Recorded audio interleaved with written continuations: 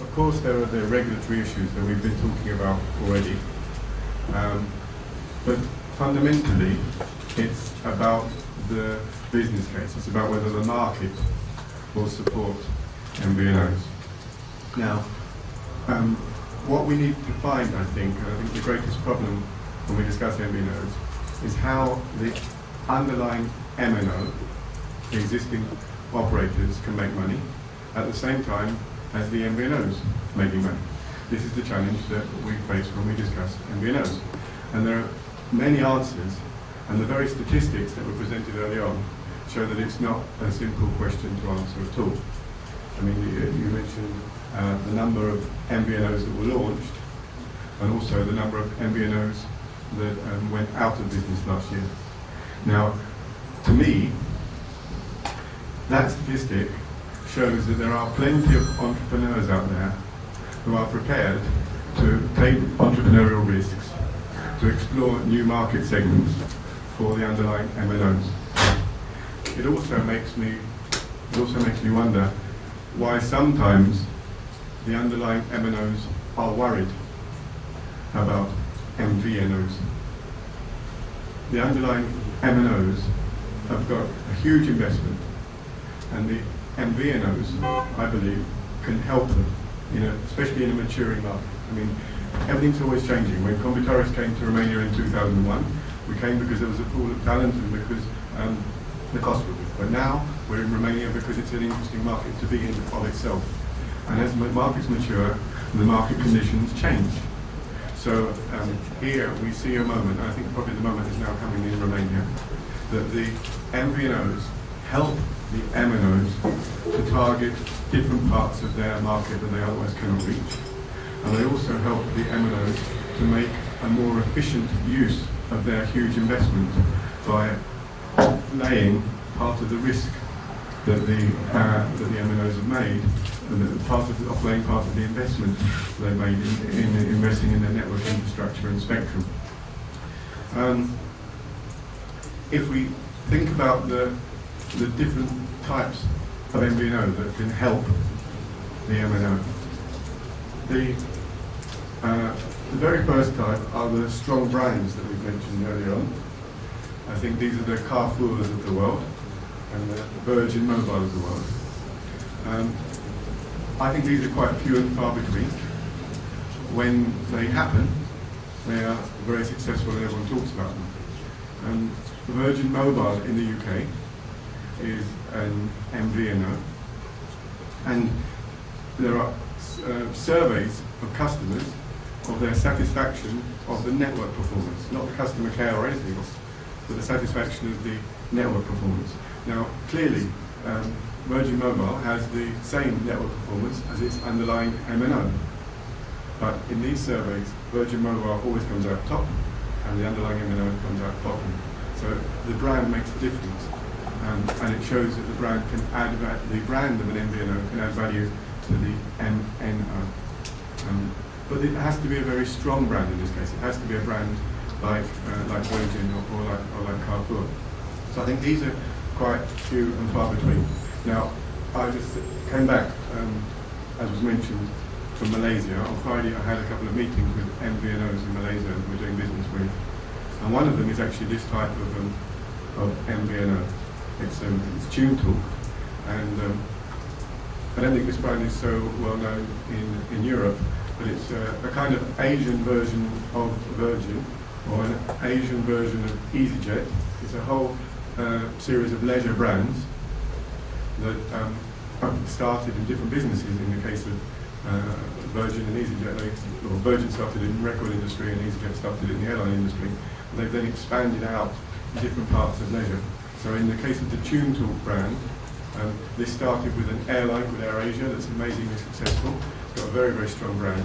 And then on the back of that, they can cross-sell telephony services, and that becomes an MVNO that's built on a very, very strong brand basis. But these type of MVNOs that have only got a brand, they're what we call thin MVNOs. They're a marketing concept only, and they haven't got technical infrastructure behind them. And I think for the smaller market segments, this kind of model probably doesn't work.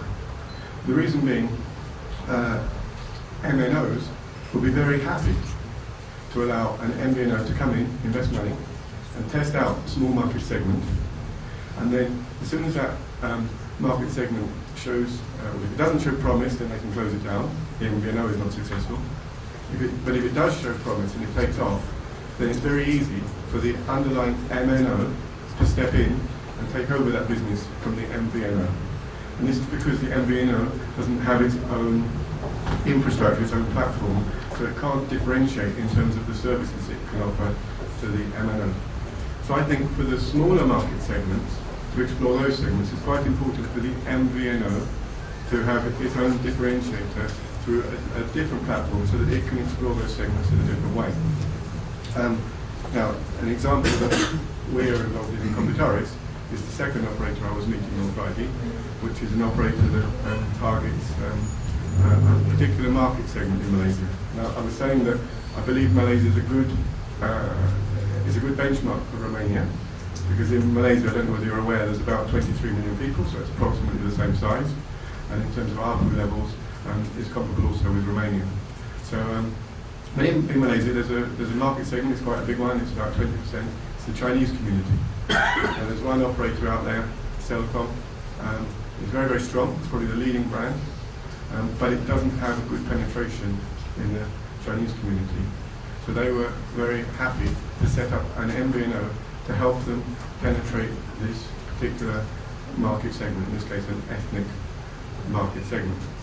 Now the MVNO that was set up decided that they're going to attack that segment, but they also need an infrastructure to help them differentiate for that segment. That segment's got different needs to the mainstream segment, and how can they offer services that particularly address the needs of that segment?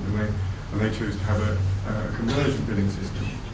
So they can do things, they can offer products that, for example, cross over between a prepaid product and a postpaid product. These are things that the underlying operator cannot immediately step in and take over, because it's a different type of product that requires a particular network infrastructure to work with. So this allows them to test that segment, but at the same time to be protected if they hope it's successful, and at the same time to be supported by the underlying MNO who is very interested in growing their business. So I think it's a win-win case. If they succeed, they get good business, and the MNO grows in that segment. If they, on the other hand, the MNO is targeting that segment without making its own investment. There are many other areas that I think it's just impossible for one MNO to penetrate. I mean, the operators I'm talking about in Malaysia, those two, the ethnic one has about 700,000 subscribers out of a population of 23 million. It started 2 years ago. The brand-based one, TuneTalk, has going on for 1 million subscribers. These are very large segments in the market. But there are plenty of other segments that are interesting for entrepreneurs to target, but there's perhaps only a few thousand, a few tens of thousands. And there are just too many of them for an MNO itself to look at. I mean, we at Computaris were at the Mobile World Congress, and one of the discussions there was, I found quite interesting. It was about an operator in the US that had built in M2M devices in green fields to work out when to water the crops and to manage watering the crops. And it was sending data back by mobile to a central system that was optimizing the watering of these fields. There was another MVNO there in the States that had built-in devices in rubbish collection, and was working out when the rubbish bins were full and was optimizing the collection routes for the rubbish. So these guys were making money, first of all, out of green fields, and secondly, out of rubbish. Now, if you can do that, that's a good business to be in. And but that's only possible by testing the market, and only MVNOs can test that market. It's a relatively small market, but you need to be specialized in doing that. Then we're also talking about smartphone apps. and linking, I think, smartphone apps with mobile services and having a network infrastructure behind this.